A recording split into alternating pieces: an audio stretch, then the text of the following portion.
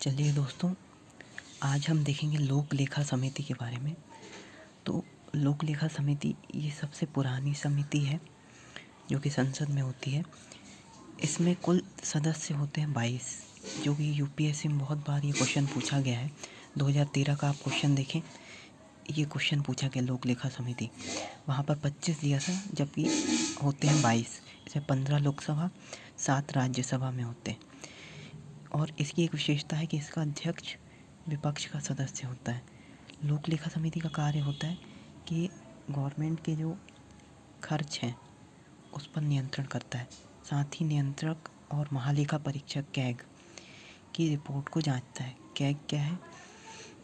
Controller and auditor general. और इसके बाद हम देखते हैं तो लोक लेखा समिति में आपको याद रखना है 22 सदस्य, अध्यक्ष विपक्ष का सदस्य। और पानीपत का पहला युद्ध बाबर और इब्राहिम लोदी 1526 में हुआ।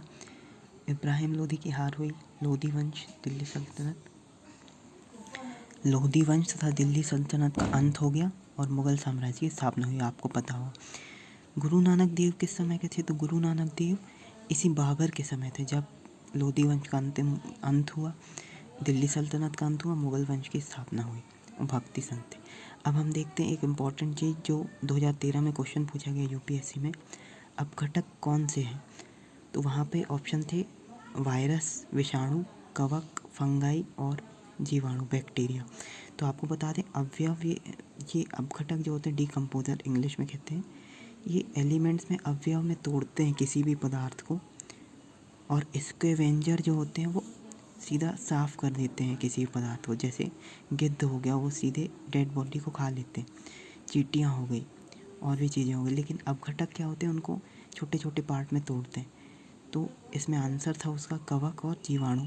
वायरस नहीं होता, क्योंकि वायरस जो है वो डेड बॉडी में नहीं पनपता, वो लिविंग सेल ढूंढता है।